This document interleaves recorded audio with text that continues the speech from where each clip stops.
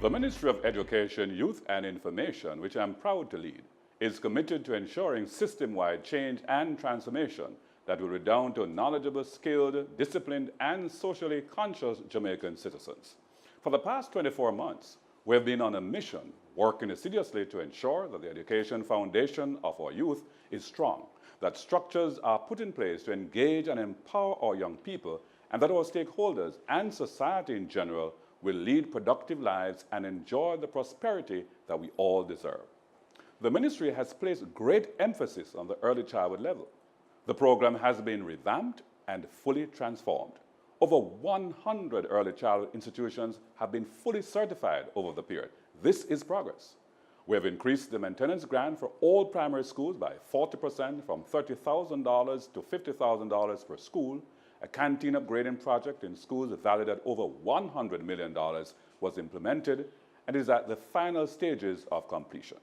The budgetary allocation for school support has been increased from $2.6 billion to $7.8 billion. Significantly, the per capita grant for students at the primary level was increased from $850 per student to $2,500. The ministry has reorganized the payment tranches for schools so they receive funds on time.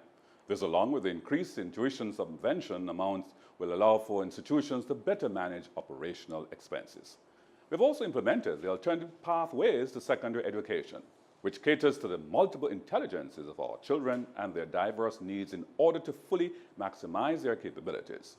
We've also implemented 2 additional years of schooling in our secondary institutions through the Career Advancement Program, which has continued in full earnest with increased funding to the tune of $800 million.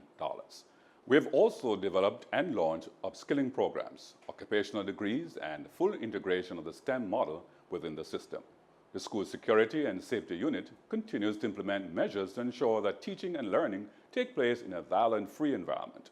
This has received a significant boost from the U.S. aid of $3 million being used to assist with the programs to make our schools safer. We believe no child should be left behind because of the family's economic circumstances. So the government has increased funding for students on the PATH program to ensure they receive lunch for 5 days per week and literature books commencing with grades 7, 10, and 11. Payment for insurance has also been made for students on the PATH program and wards of the state at a cost of $26 million. The PATH allocation of $2,000 was used to cover the cost of ID and uniform-related items. Book vouchers were also provided for the neediest students up to $2,000 per student, with a total spend of $50 million. The budget for PATH is over $4.7 billion. Transportation has also been provided for over 7,000 students of the PATH program in 8 parishes. This has been done in collaboration with the Ministry of Transport and Mining. A total of $200 million was allocated for this activity.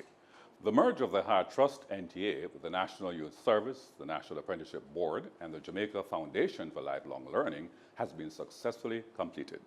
The newly expanded entity will continue to efficiently provide different types of training for young people in the country. The ministry is leading the charge to integrate and consolidate all youth development programs, especially those geared towards reaching the vulnerable and underserved youth. The Child Development Agency, CDA, and the Office of the Children Registry, OCR, have now merged and is now called the Child Protection and Family Services Agency, CPFSA. The newly merged Child Protection and Family Services Agency now operates out of the Child Development Agency's regions. This entity ensures that our most vulnerable in society get access to the best possible service. The CPFSA has provided timely intervention to over 3,389 children and their families over the period. We now have a national youth policy to strengthen our capacity to facilitate continuous engagement of our young people. A National Youth Advisory Council has been established to provide support to the government, giving recognition, visibility, and credibility to the contributions of youth.